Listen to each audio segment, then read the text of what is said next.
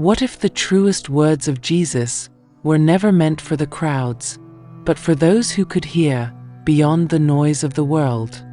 What if the teachings that could free the soul were buried in the desert, hidden for those ready to awaken? Among the sands of Nag Hammadi, Egypt, in 1945, a jar was unearthed, and inside it, a voice long silenced. The Gospel of Thomas.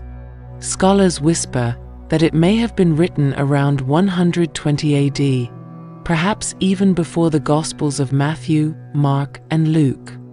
And when you open it, you find no miracles, no crucifixion, no resurrection. Only 114 secret sayings, pure, distilled truth. It claims to be written by Didymus Judas Thomas, the twin of Jesus, or perhaps the twin within every seeker, the self that remembers. This gospel presents a different Jesus, not a savior who dies for the world, but a teacher who reveals the divine spark sleeping inside it.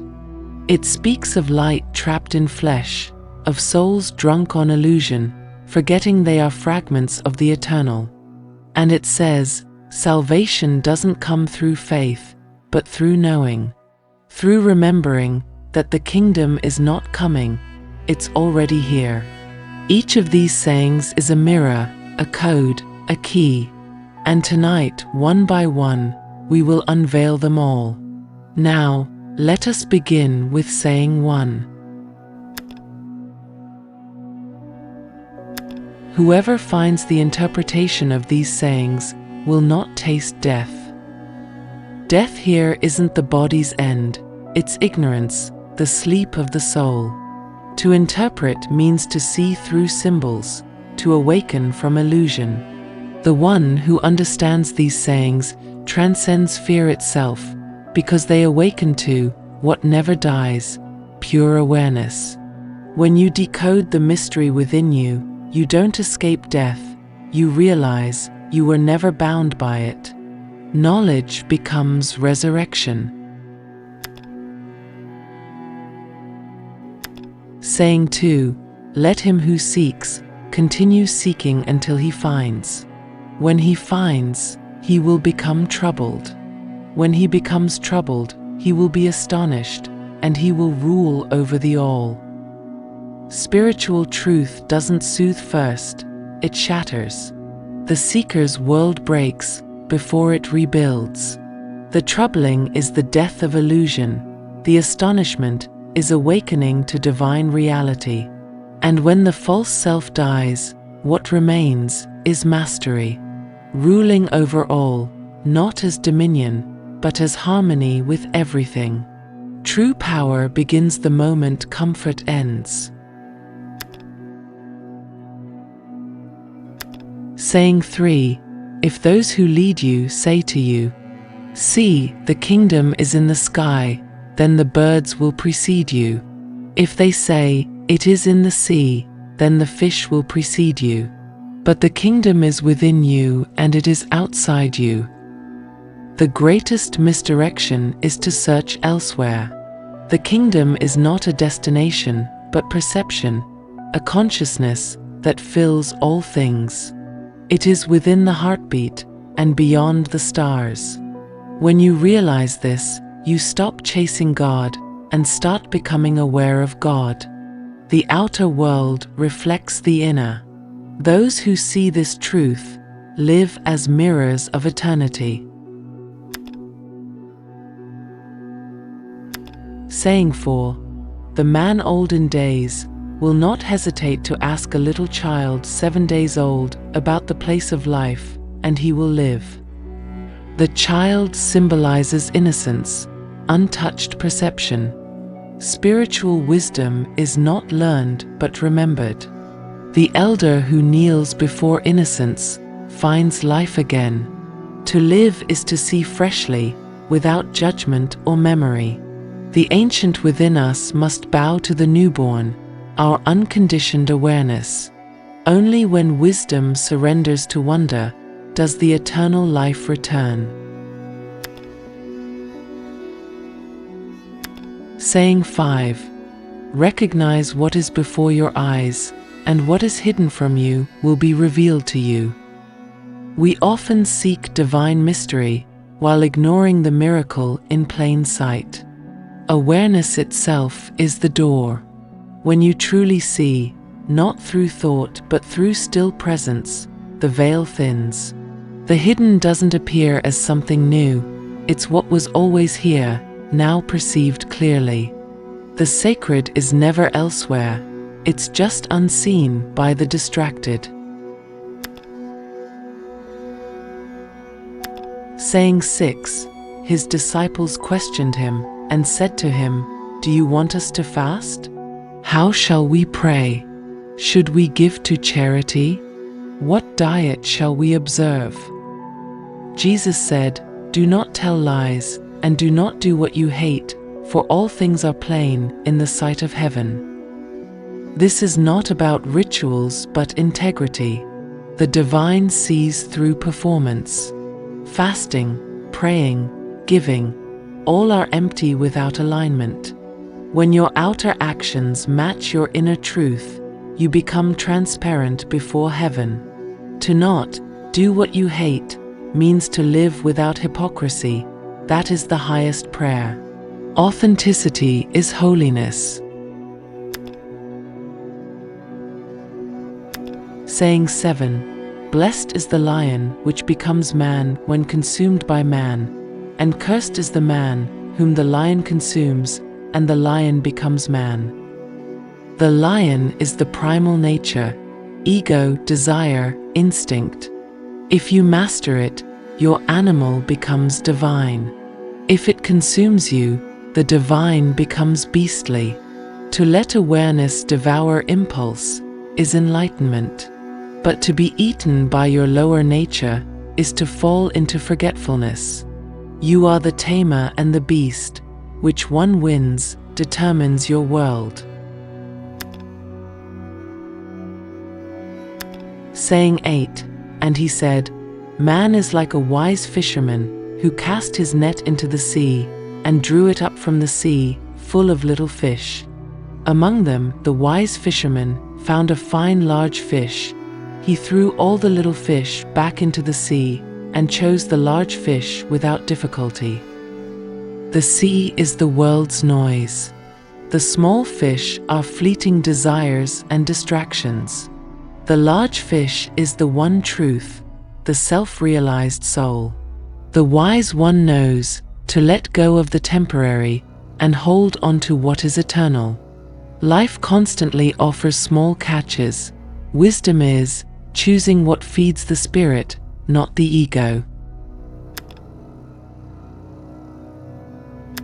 Saying 9, now the sower went out, took a handful of seeds and scattered them. Some fell on the road, the birds came and gathered them up. Others fell on rock, did not take root, and still others fell on good soil and produced fruit. Truth is a seed, but the soil is your heart. If you are distracted, hardened, or shallow, even divine words cannot take root. When the heart is soft and ready, every whisper of wisdom blooms into transformation. The fruit is not knowledge, it's being changed by what you hear. Your inner soil decides your harvest. Saying 10, I have cast fire upon the world, and see, I am guarding it until it blazes. The fire is consciousness, the spark of divine awareness, ignited by Christ's words. It burns illusion, not people. It purifies, not punishes. Every awakened soul adds fuel to that sacred flame. When enough hearts catch fire, the world begins to remember its light. You are both the spark and the torchbearer. Saying 11, this heaven will pass away, and the one above it will pass away. The dead are not alive, and the living will not die. All forms fade, even heavens, but the essence of life never dies. Living means awareness of your eternal nature. Dead means lost in illusion. The mystic sees death not as an end, but a transition of forms. What passes away is unreal. What remains is you, the witness of all change.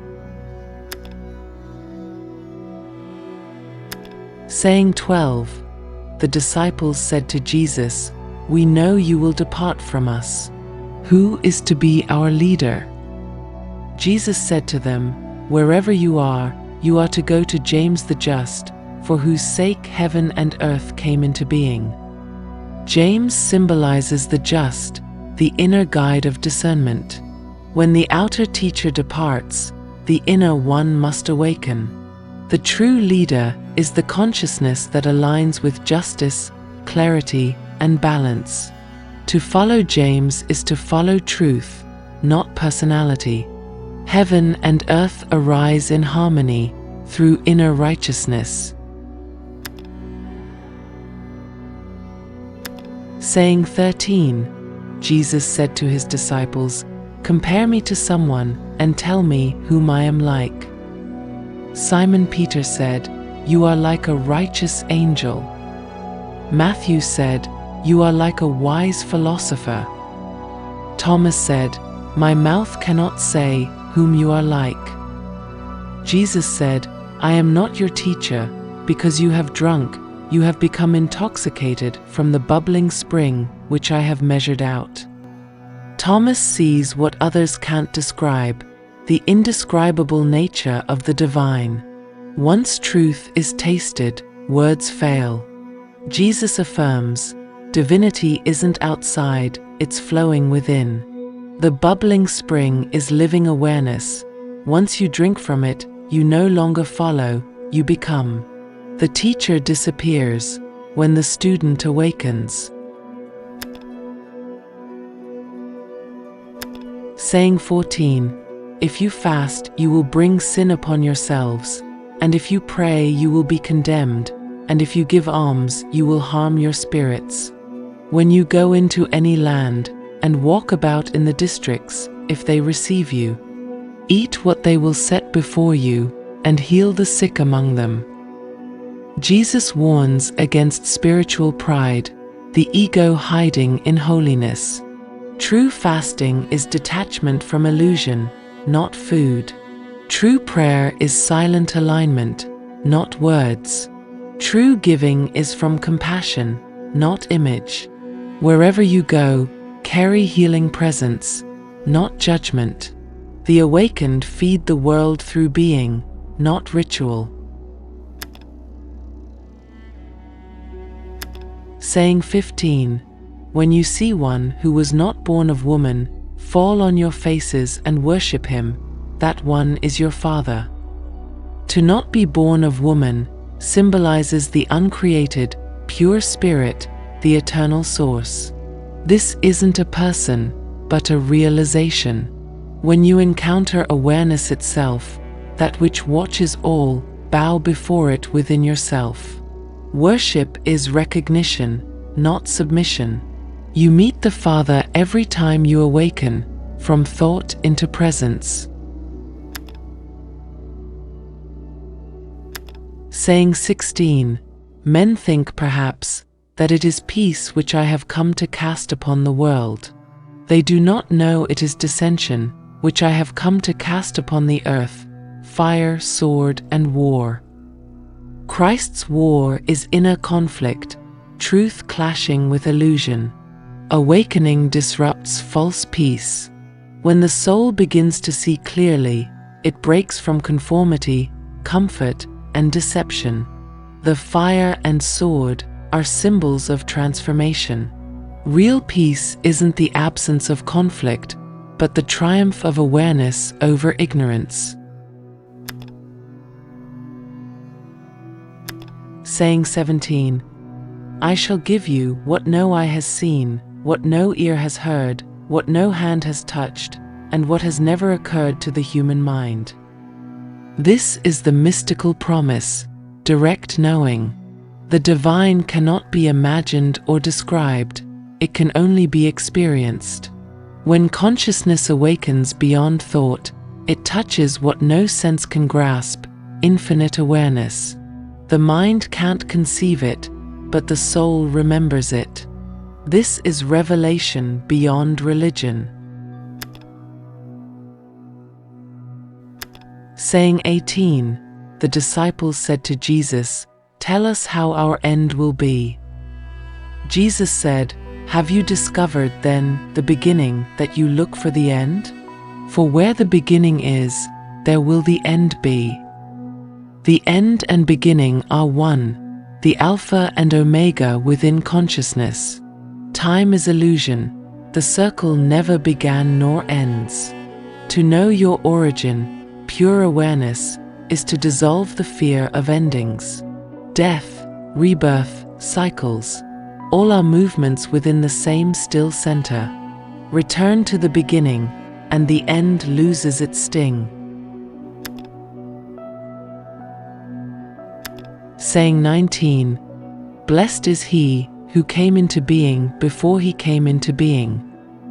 This riddle points to the eternal self, the one that was before birth. You existed before form, before name, before story. To remember that is awakening. Blessed are those who realize they were never created and thus can never die. The soul is not born into the body is born into the soul. Saying 20, the disciples said to Jesus, "Tell us what the kingdom of heaven is like." He said to them, "It is like a mustard seed, the smallest of all seeds. But when it falls on tilled soil, it produces a great plant and becomes a shelter for the birds of the sky." The smallest seed, awareness itself, carries the vastest potential. The kingdom begins as the faint realization that you are more than what you think. When planted in the soil of a prepared heart, it grows into wisdom so large that even the wildest thoughts, the birds of the sky, find rest within it. Greatness hides in humility. Saying 21, Mary said to Jesus, "Whom are your disciples like?" He said, "They are like little children living in a field which is not theirs. When the owners of the field come, they will say, 'Give us back our field.' They will take off their clothes before them to give it back and return their field to them." We live in borrowed bodies, borrowed worlds. The field is life itself. We do not own it, we are only guests. Enlightenment is the willingness to release all attachments, to stand naked before the real. When you realize that nothing is yours, the soul becomes free, unclothed, weightless, eternal. Saying 22, when you make the two one, and when you make the inside like the outside, and the outside like the inside, and when you make the male and the female into a single one, then shall you enter the kingdom.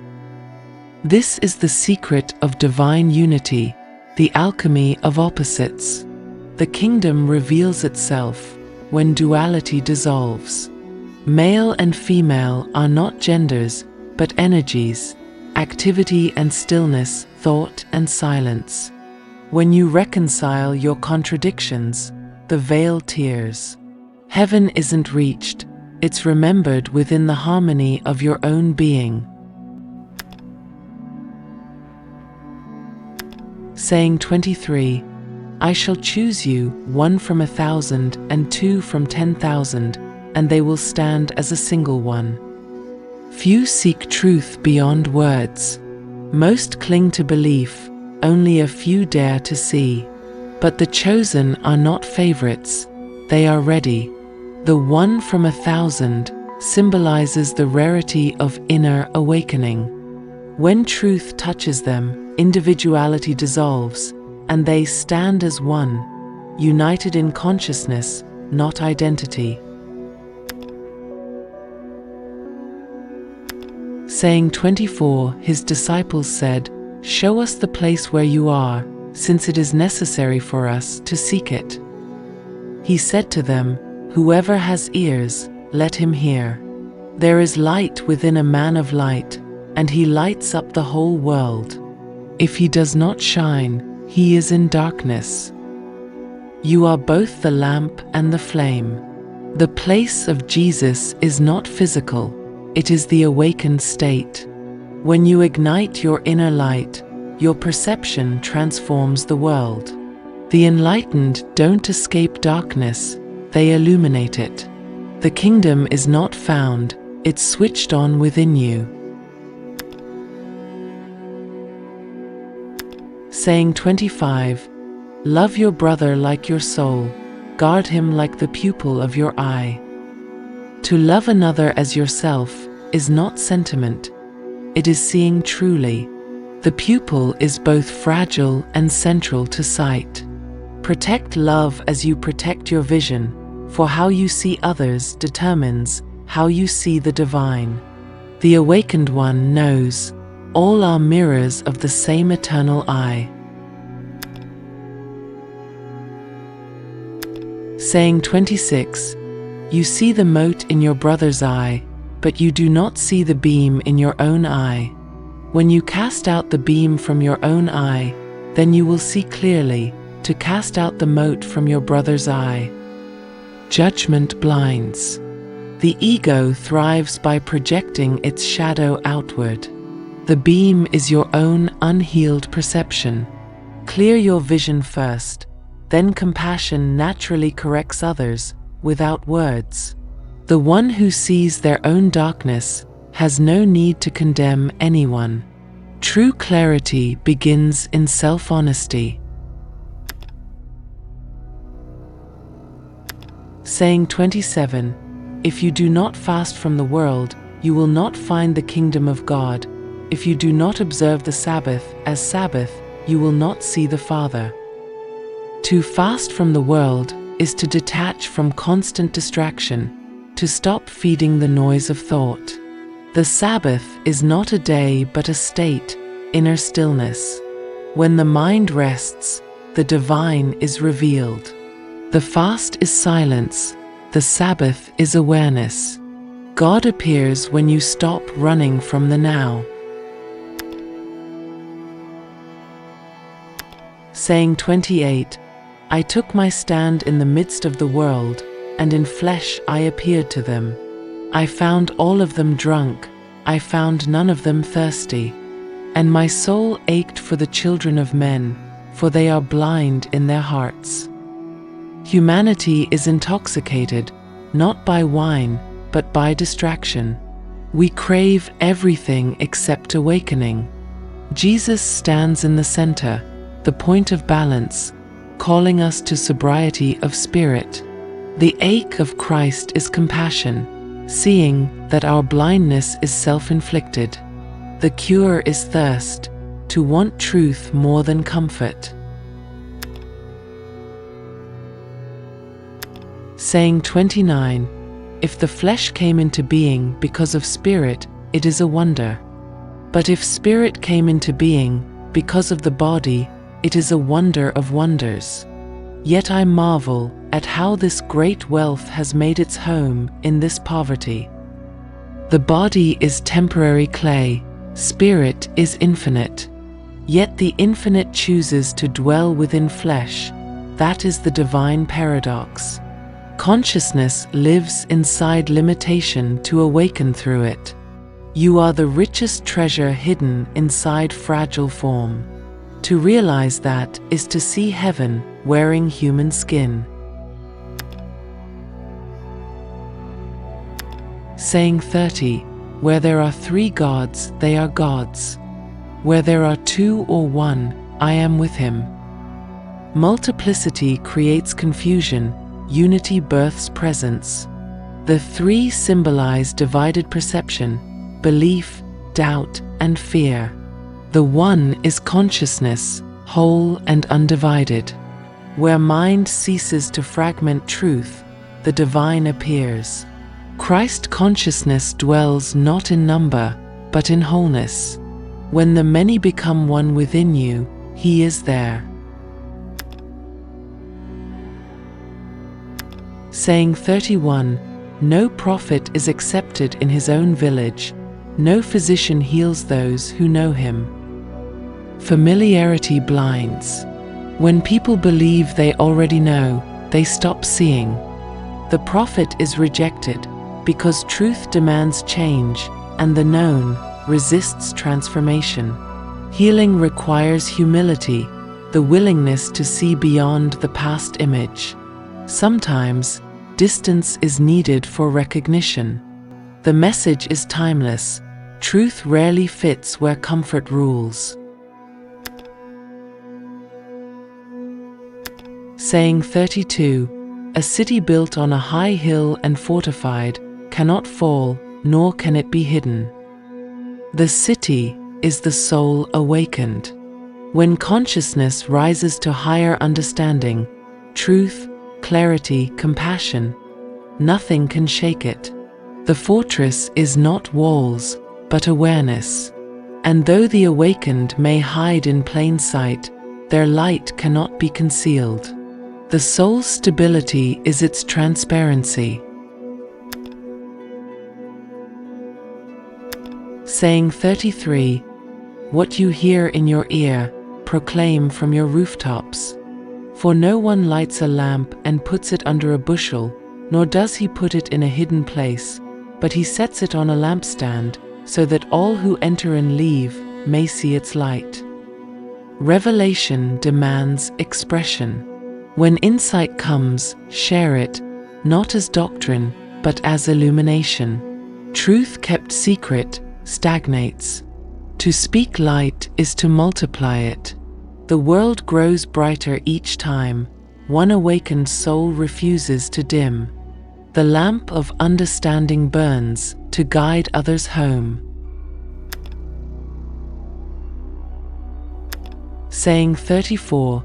If a blind man leads a blind man, both will fall into a pit.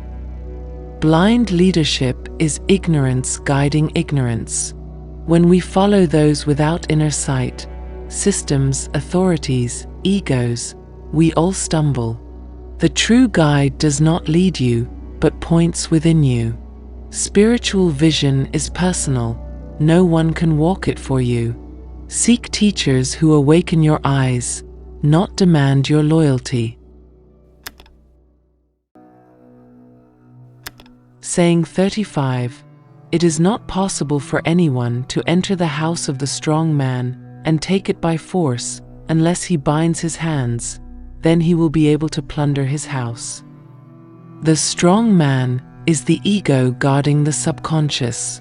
To free yourself, you must first bind the inner tyrant. Silence the voice that defends illusion. Once awareness restrains the false self, you can reclaim what was stolen, your peace, clarity, and power. Liberation begins by disarming the inner guard. Saying 36. Do not be anxious from morning until evening, and from evening until morning about what you will wear. Anxiety is the mind's hunger for control. To not worry about clothing means to stop obsessing over appearances, identity, image, success. The soul wears no costumes. When you rest in awareness, life dresses you in what is needed. Freedom from worry is not carelessness, it's trust in divine order. Saying 37. When you strip naked without being ashamed, and take your clothes and put them under your feet like little children, and trample them, then you will see the Son of the Living One, and you will not be afraid. To strip naked is to drop all pretense, your persona, titles, and masks. Shame is the shadow of ego, freedom is innocence. When you trample the garments of illusion, you return to childlike purity. The Son of the Living One is the awareness revealed when nothing hides it.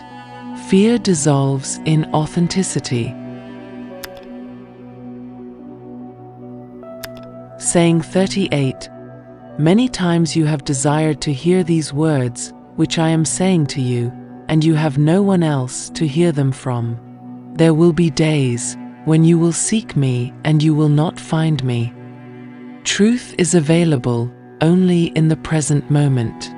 Once you delay awakening, it hides. The voice of wisdom speaks now, not later. The teacher appears only to the listening heart. Seek now, not someday, for someday never comes. The absence of the teacher is the echo of ignored truth.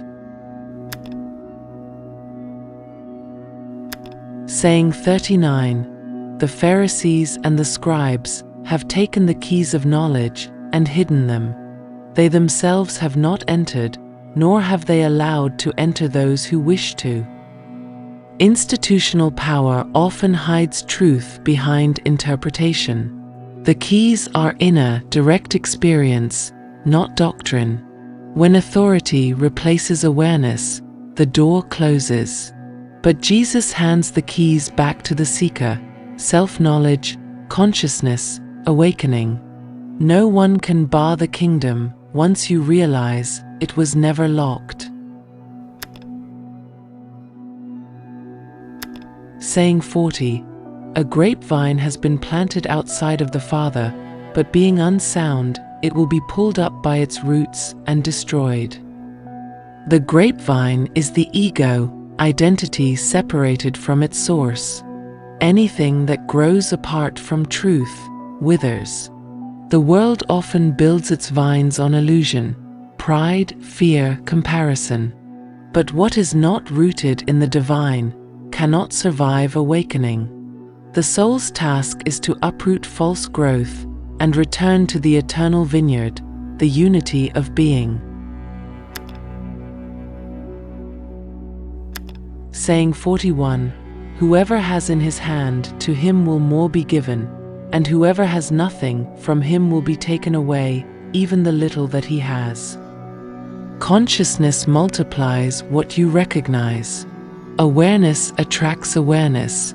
Ignorance consumes itself. When you see, you receive more sight. When you neglect inner truth, even fragments fade. This isn't punishment, it's law. Energy flows toward attention. Whatever you value grows. So, feed your spirit, and it will feed you endlessly. Saying 42. Become passers-by. Perhaps the shortest, yet most profound command. Be in the world, but not of it. Move through experience like a traveler through dreams, learning, not clinging. Life is a marketplace of illusions. Only the passerby remains untouched. The awakened walk lightly, knowing everything seen is temporary, but the seer is eternal. Saying 43. His disciples said to him, "Who are you to say these things to us?" Jesus said to them, "Do you not realize who I am saying these things from? He speaks not as a man, but from the source within man. When the divine speaks, it uses your voice, your eyes, your breath." Jesus reminds them, and us, to listen beyond personality. Truth never belongs to the messenger. It flows from the same eternal spring within all hearts. The real question isn't who speaks, but from where. Saying 44. Whoever blasphemes against the Father will be forgiven, and whoever blasphemes against the Son will be forgiven, but whoever blasphemes against the Holy Spirit will not be forgiven. To deny spirit is to deny consciousness itself. The unforgivable sin isn't moral, it's spiritual blindness, rejecting the divine spark within. As long as you refuse awareness, you remain bound to illusion. But once you turn inward and recognize the Holy Spirit, pure awareness, forgiveness is automatic, because the self you thought needed forgiveness dissolves. Saying 45. Grapes are not harvested from thorns, nor are figs gathered from thistles, for they do not produce fruit. A good man brings forth good from his storehouse, an evil man brings forth evil from the evil treasure that is in his heart. You reap from what you cultivate within. The heart is a field. If filled with fear, it bears pain. If filled with love, it yields peace. Jesus speaks of energetic law. Your inner frequency shapes your outer world. The storehouse is the subconscious mind. Fill it with light, and the fruit will follow. Saying 46. From Adam to John the Baptist, among those born of women, there is none greater than John the Baptist. Yet I have said that whoever among you becomes a child will know the kingdom and will be greater than John. Even the greatest prophet cannot surpass purity of being. The child symbolizes consciousness, free of ego's noise, open, alive, innocent. Prophets may know of God. The child is one with God. Spiritual greatness isn't achievement, it's return. The most enlightened soul is not the one who knows most, but the one who has forgotten least. Saying 47. A man cannot mount 2 horses or draw 2 bows, and a servant cannot serve 2 masters, otherwise he will honor the one and offend the other. You can't ride truth and illusion at once. Divided attention splits the soul. The 2 masters are spirit and ego, both demand loyalty. The awakened must choose unity over confusion. When you serve truth wholeheartedly, peace follows naturally. You were born to ride 1 horse only, the stillness of divine awareness. Saying 48. If 2 make peace with each other in this one house, they will say to the mountain, move away, and it will move. The house is your inner being. The 2 are your divided selves, heart and mind, doubt and faith. When they reconcile, your energy becomes one, and miracles unfold. The mountain represents obstacles created by conflict within. Inner harmony gives birth to outer power. Peace isn't passive, it's the highest force in existence. Saying 49. Blessed are the solitary and elect, for you will find the kingdom. For you are from it, and to it you will return. Solitary doesn't mean lonely, it means undivided. The soul that detaches from mass consciousness returns home to unity. You are not separate from the source, you are its echo in human form.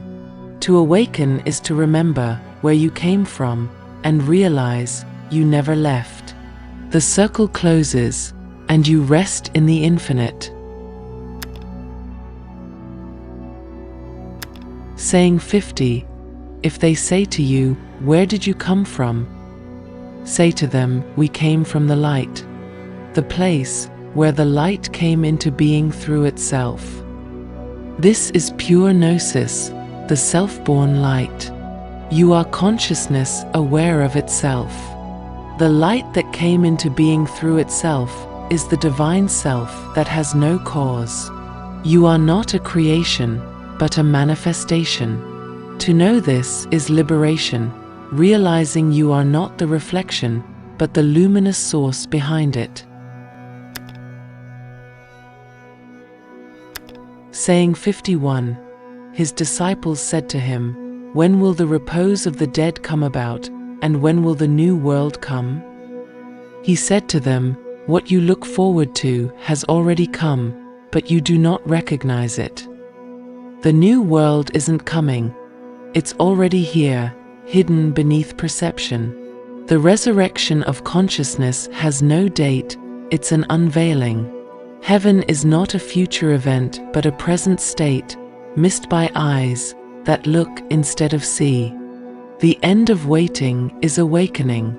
The eternal moment is now. Saying 52. His disciples said to him, 24 prophets spoke in Israel, and all of them spoke in you. He said to them, you have disregarded the living one, who is in your presence, and have spoken of the dead. We worship memories, while ignoring the miracle of presence. Truth is not in ancient texts or statues, it breathes through the now. The living one is awareness, the consciousness alive in this moment. Reverence for the past blinds us to revelation in the present.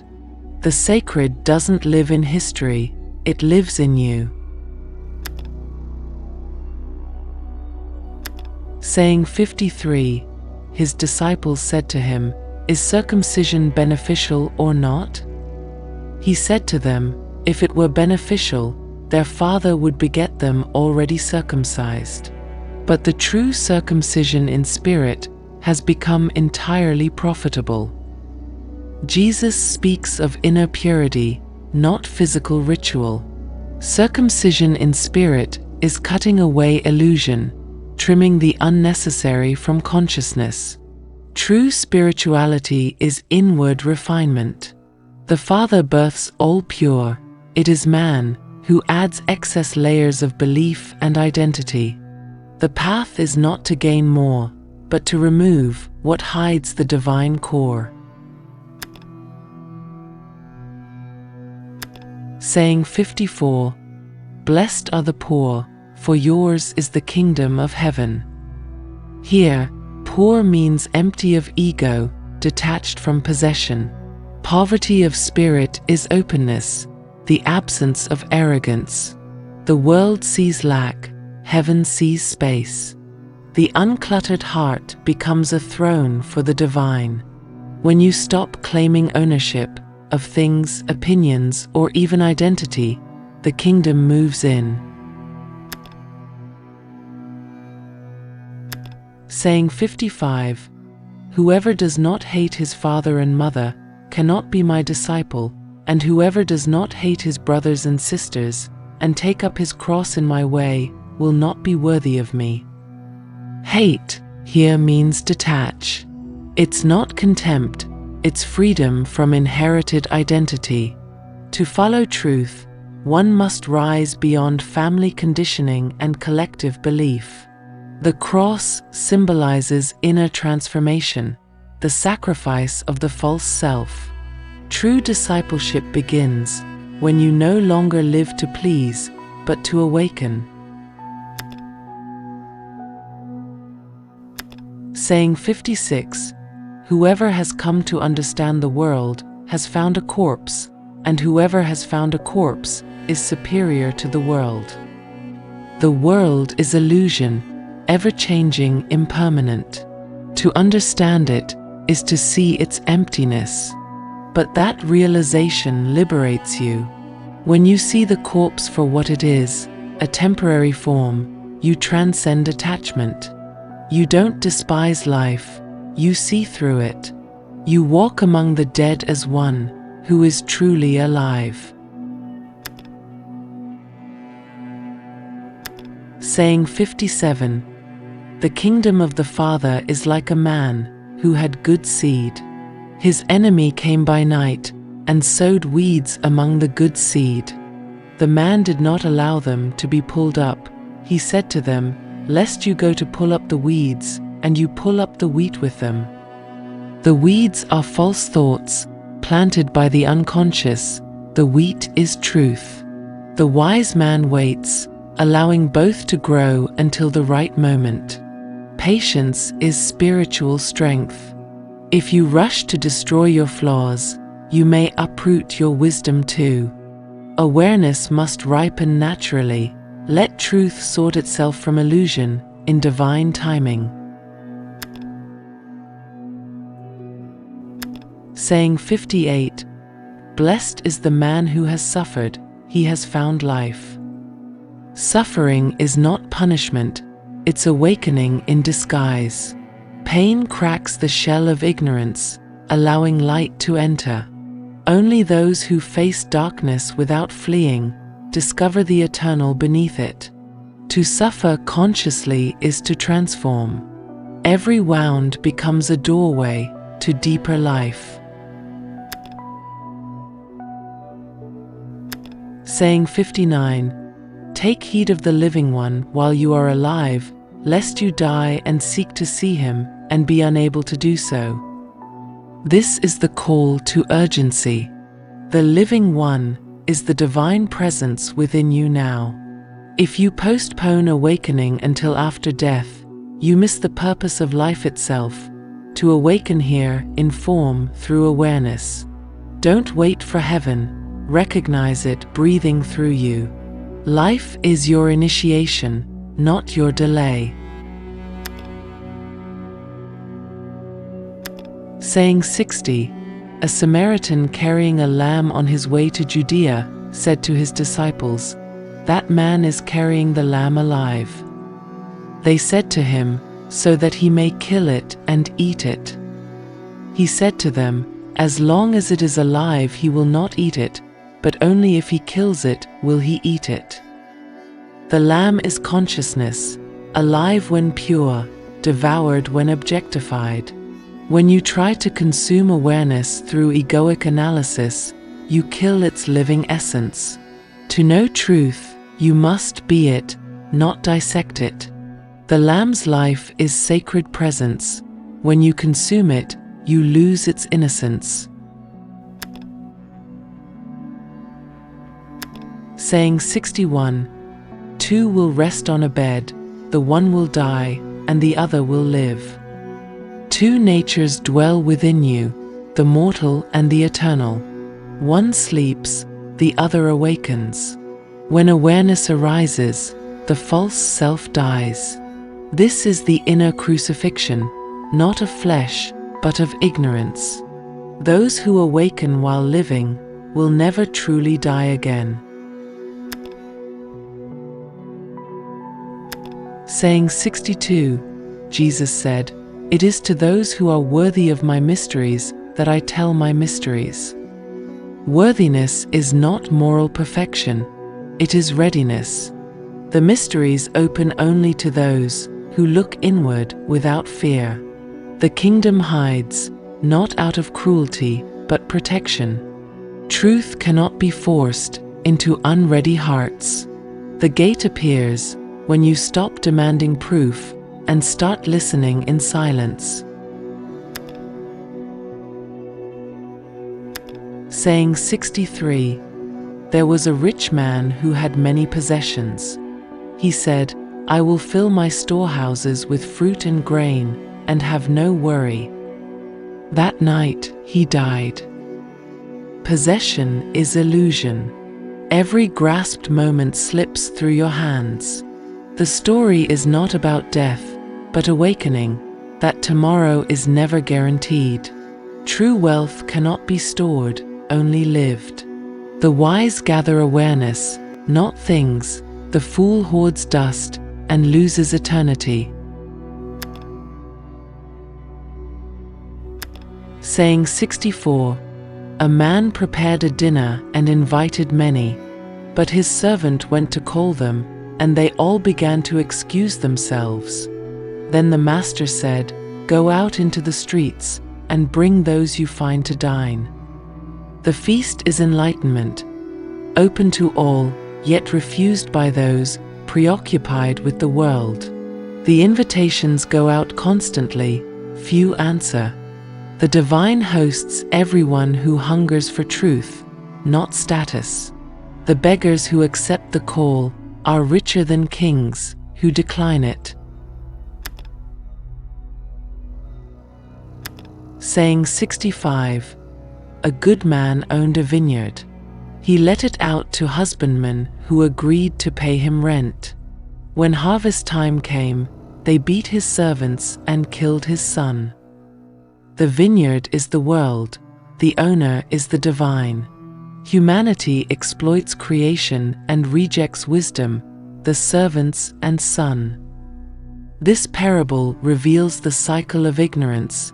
The world kills what could awaken it, yet the vineyard remains, waiting for those who will tend it in love, not greed. Saying 66. Show me the stone which the builders rejected, that one is the cornerstone. What the world discards is what heaven builds upon. The rejected stone is consciousness, simple, silent, overlooked. Egoic minds seek grand pillars, truth hides in humility. When you rediscover the quiet center you ignored, you find the foundation of eternity. The cornerstone is awareness itself. Saying 67. Whoever knows all, but is lacking in himself, is utterly lacking. Knowledge without self-knowledge is emptiness in disguise. You may master sciences and scriptures, but if you remain a stranger to your own mind, you have learned nothing. To know yourself is to know the all, for the inner and outer universe are one mirror endlessly reflecting. Saying 68. Blessed are you when you are hated and persecuted. A place will be found where you will not be persecuted. When the world resists your awakening, it only reveals its own sleep. Rejection is not punishment, but initiation, a sign you no longer belong to illusion. The place free of persecution is the inner sanctuary, untouched by opinion or fear. When consciousness stands firm, the arrows of judgment cannot reach. Saying 69. Blessed are they who have been persecuted within themselves. It is they who have truly come to know the Father. Inner persecution is the battle of awakening, confronting your shadows, doubts, and wounds. Those who endure this inner war reach true peace. To know the Father is to reconcile every fragment within. Self-confrontation is divine intimacy, the furnace that refines gold from clay. Saying 70. If you bring forth what is within you, what you have will save you. If you do not bring it forth, what you do not bring forth will destroy you. This is the law of the soul. Suppressed light turns to darkness. Unexpressed truth becomes suffering. The divine spark within demands expression through word, art, compassion, or awakening. What you refuse to live becomes the weight that breaks you. Salvation is self-expression aligned with truth. Saying 71. I shall destroy this house, and no one will be able to rebuild it. The house is the ego, the false identity built from memory and fear. Awakening dismantles its walls. What collapses is not you, but what you never were. Once the illusion falls, it cannot rise again. Truth needs no architecture. The ruins become the doorway to boundless space. Saying 72. A man said to him, Tell my brothers to divide my father's possessions with me. He said, O man, who made me a divider? Jesus refuses to arbitrate worldly disputes because awakening cannot be divided. The possessions are illusions of ownership. The divine is not concerned with fairness of matter, but unity of spirit. When you seek peace through separation, you lose both. Let go of claim, and everything becomes yours again.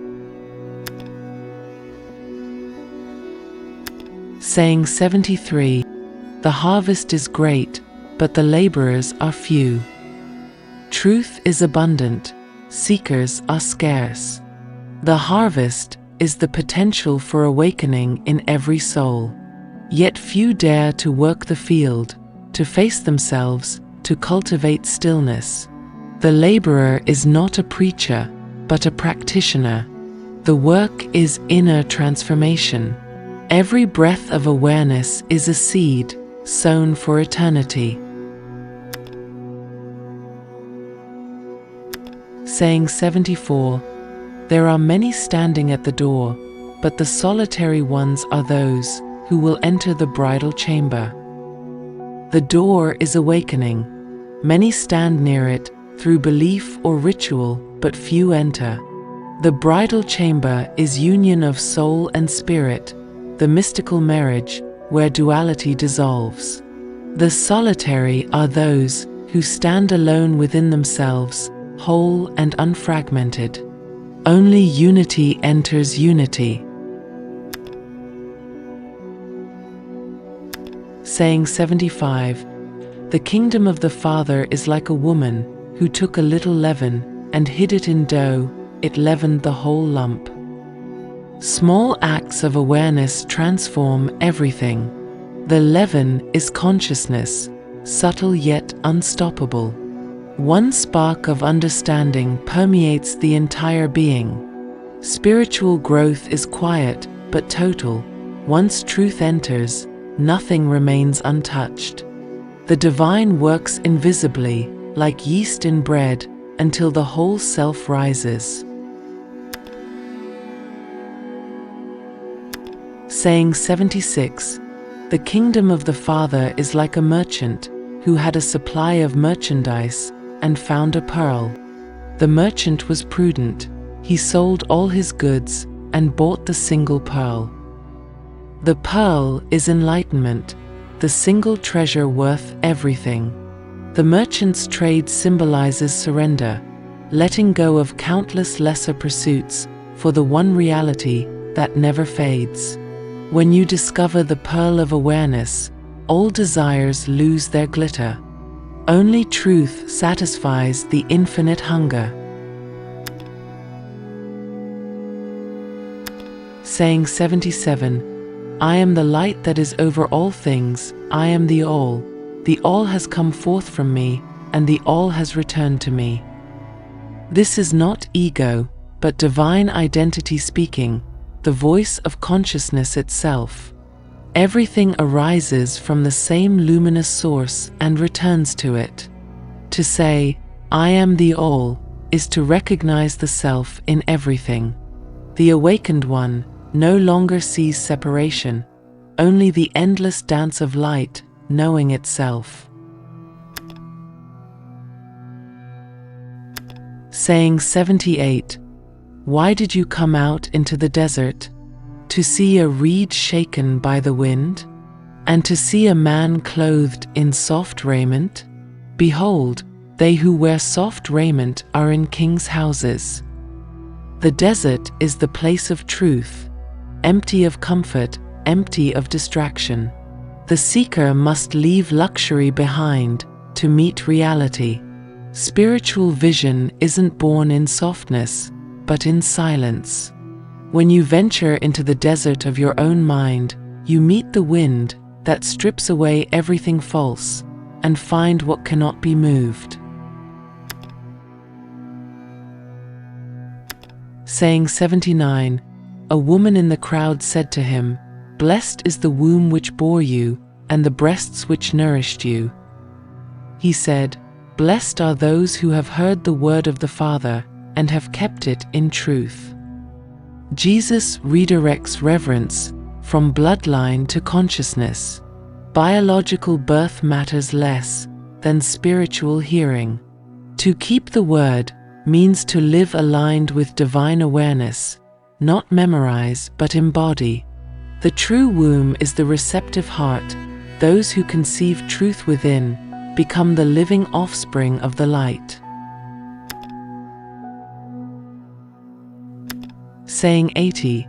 He who has recognized the world has found the body, but he who has found the body is superior to the world.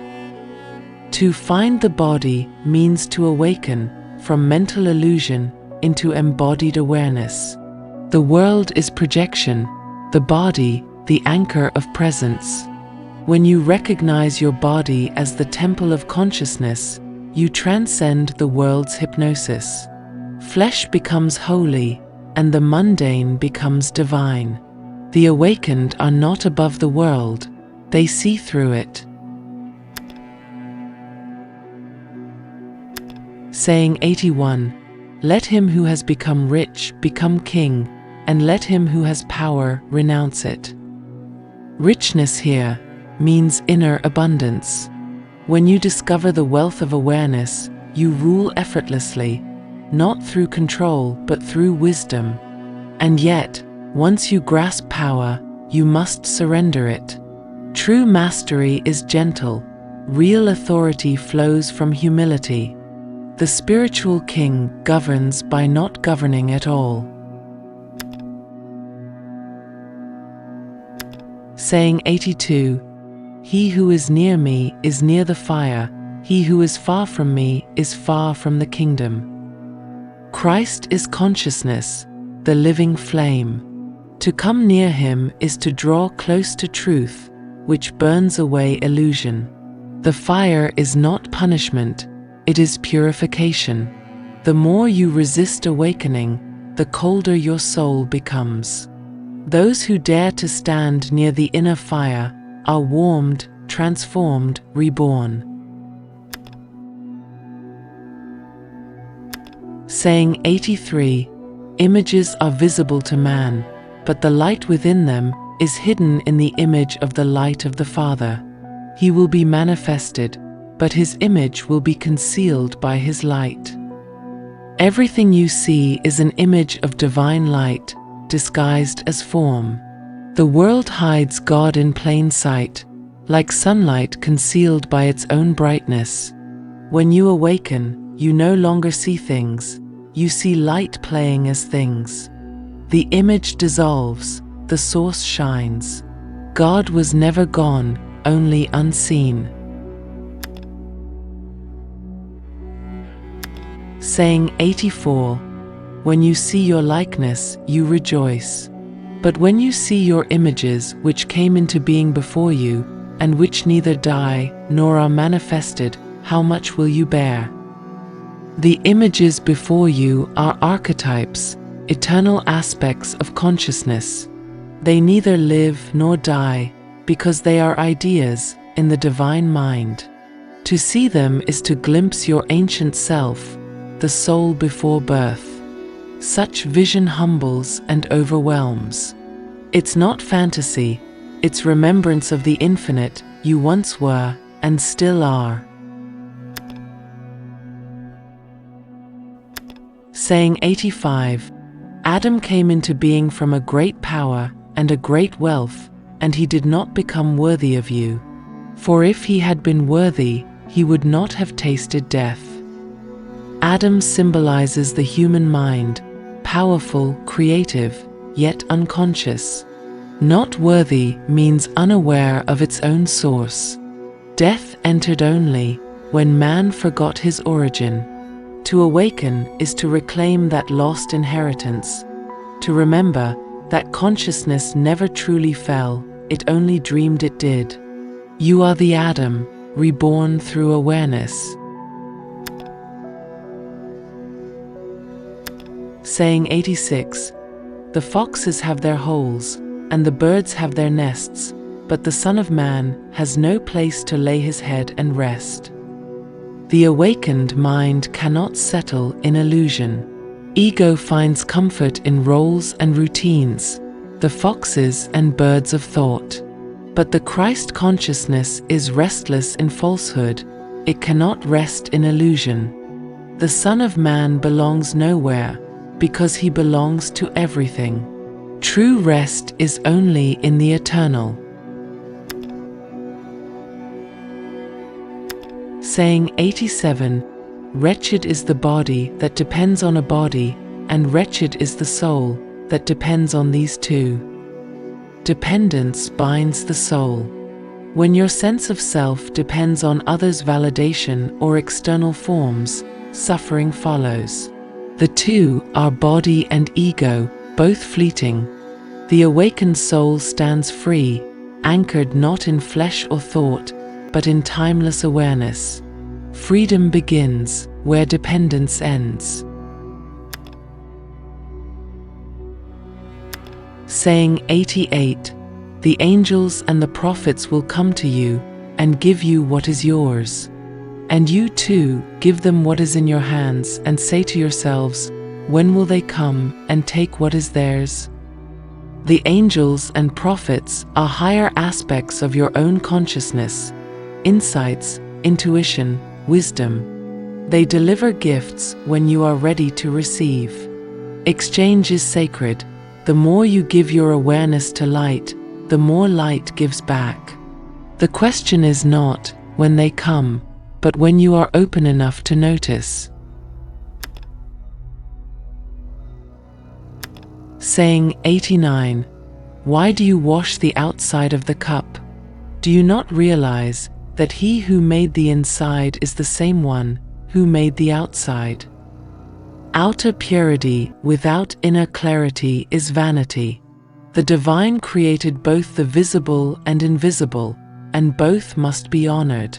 Spiritual cleansing begins within, purifying intention, not appearance. The awakened know the inside and outside are one vessel. When the inner is clear, the outer shines naturally. Saying 90. Come unto me, for my yoke is easy, and my lordship is gentle, and you will find rest for yourselves. The yoke of truth is light, because it frees, rather than binds. Christ's lordship is not control, but harmony. To walk with awareness is effortless, compared to the slavery of illusion. When you surrender to presence, you don't lose freedom, you lose friction. Rest is not inactivity, it is flowing without resistance. Saying 91. They said to him, tell us who you are, so that we may believe in you. He said to them, you examine the face of heaven and earth, but you have not come to know the one who is before you. We search for God in symbols, stars, and scriptures, but ignore the presence, looking through our own eyes. The one before you is awareness itself. You cannot believe your way into knowing, you must see. The divine hides behind familiarity. Look directly, not beyond, and you'll find the eternal face staring back. Saying 92. Seek and you will find. But those things which you asked me about in former times, and which I did not tell you then, now I desire to tell, but you do not inquire after them. Truth waits on hunger. The universe reveals itself, not to curiosity, but to sincere yearning. When you stop seeking, revelation halts. The Master reminds us, the answers are ready, but the questioner has fallen asleep. Keep asking, not from doubt, but from devotion, for seeking is sacred motion toward awakening. Saying 93. Do not give what is holy to dogs, lest they throw it upon the dung heap. Do not throw pearls to swine, lest they trample them. Wisdom must be shared wisely. Not all minds are ready for truth, and forcing it breeds resistance. Protect your sacred insights, they are living seeds. When the soil isn't ready, silence is mercy. The awakened discern when to speak and when to shine quietly. Sacred things demand sacred timing. Saying 94. He who seeks will find, and he who knocks, it will be open to him. The universe is responsive consciousness. Every genuine seeker opens a door, not because God withholds, but because awareness follows attention. To knock is to focus. To seek is to become receptive.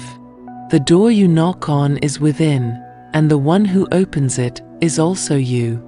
The search ends where it began, inside. Saying 95. If you have money, do not lend it at interest, but give it to one from whom you will not get it back. This isn't about finance but energy.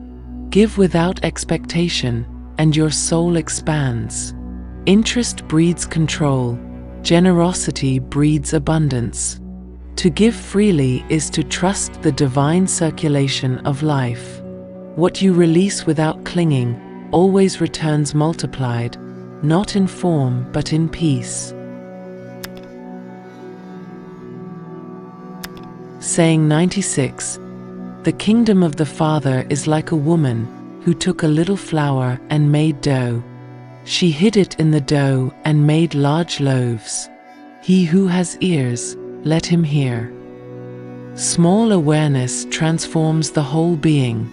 The flour is the human mind. The yeast is divine insight.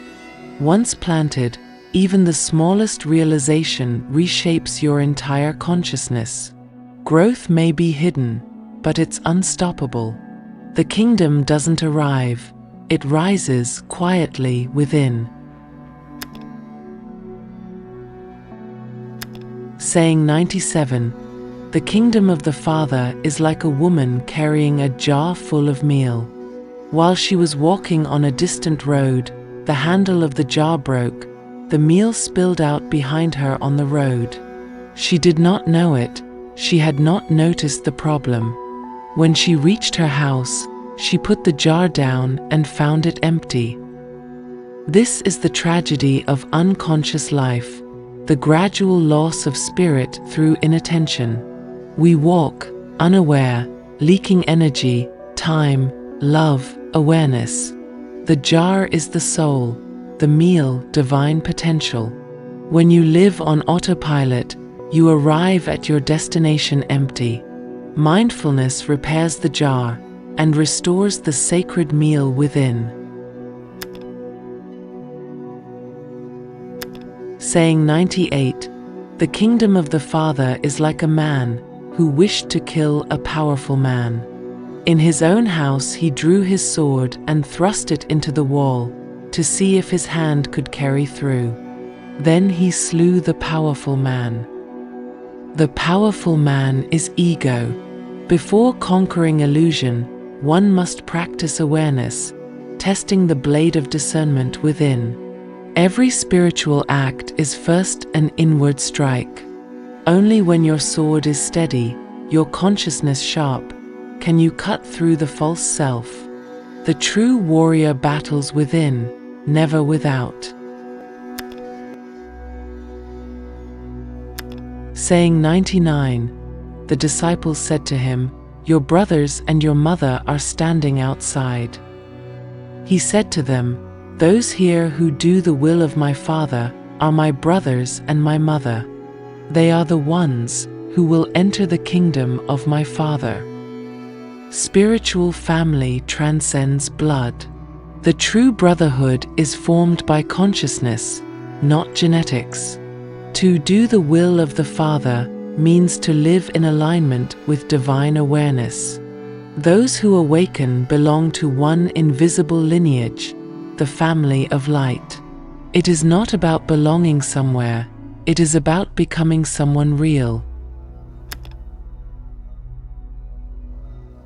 Saying 100. They showed Jesus a gold coin and said to him, "Caesar's men demand taxes from us." He said, "Give to Caesar what belongs to Caesar, and to God what belongs to God, and give me what is mine." This is not about money, it's about identification. The body and world belong to Caesar, the system, but the soul belongs to God, and awareness to Christ consciousness. Give me what is mine means return your attention to truth. Pay the world its due, but never your soul's ownership. Saying 101. Whoever does not hate his father and mother as I do, cannot be my disciple, and whoever does not love his father and mother as I do, cannot be my disciple. This is paradox. To hate means to break attachment, to love means to see them through truth. The awakened love purely, without bondage. They honor without obeying illusion. Real discipleship is balance, compassion without control, affection without dependence. Christ does not destroy love, he purifies it. Saying 102. Woe to the Pharisees, for they are like a dog sleeping in the cattle manger. The dog neither eats, nor lets the cattle eat. The Pharisee symbolizes rigid intellect, guarding what it does not understand. The dog's jealousy reflects the ego, protecting its authority. True wisdom doesn't hoard, it nourishes. Spiritual stagnation happens when you block others' growth because you fear losing control. The awakened feed every soul they meet. Saying 103. Blessed is the man who knows where the robbers will enter, so that he may rise and gather his belongings and gird his loins before they enter. The robbers are negative thoughts, emotional triggers, and distractions. Awareness is vigilance, knowing how illusion sneaks in. When you observe without reaction, you guard the temple of your mind. The loins girded symbolize readiness, living awake, alert, unpossessed. The soul that watches is never robbed. Saying 104. They said to Jesus, "Come, let us pray today and fast." Jesus said, "What sin have I committed, or in what have I been overcome? But when the bridegroom leaves the bridal chamber, then let men fast and pray." Fasting and prayer belong to separation, not union. When the soul is united in the bridal chamber, there is no need for ritual. Once you experience the divine directly, practice becomes life itself. But when awareness fades, fasting and prayer help you return. Ritual is the raft, not the shore. Saying 105. He who knows father and mother will be called the son of a harlot. This cryptic saying points to the origin of illusion. To know father and mother is to identify solely with duality, masculine and feminine, matter and mind. The harlot is the material illusion birthed from dual perception. When you see only opposites, you forget the one. The awakened child is born from unity, not division. Saying 106. When you make the two one, you will become the sons of man, and when you say, "Mountain, move away," it will move. This echoes saying 22. The mountain moves when duality ends. Power flows from unity, when thought and feeling, heaven and earth, inner and outer align. Sons of man are those who've integrated their shadows. Miracles are not magic, they're physics of consciousness in perfect harmony. Saying 107. The kingdom is like a shepherd who had 100 sheep. One of them, the largest, went astray. He left the 99 and sought the one until he found it. The lost sheep is your forgotten self, the aspect of you buried in fear, shame, or pain. The shepherd is awareness, tirelessly seeking wholeness. Enlightenment is not escaping darkness, but recovering what was lost. Only when the last fragment is embraced does the soul truly rest in unity. Saying 108. He who will drink from my mouth will become like me. I myself shall become he, and the things that are hidden will be revealed to him. To drink from his mouth means to receive consciousness directly, to taste truth, not imitate it. When awareness merges with the divine, all barriers dissolve. The seeker and the sought become one.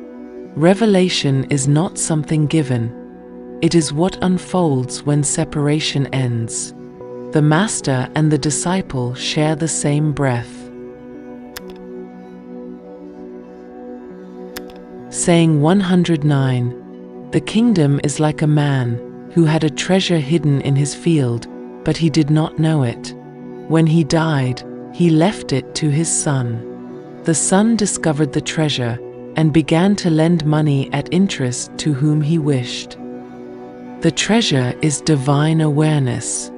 Most die without realizing it's buried within. The son is the next moment of consciousness, which finally discovers the wealth and begins to lend it, share it.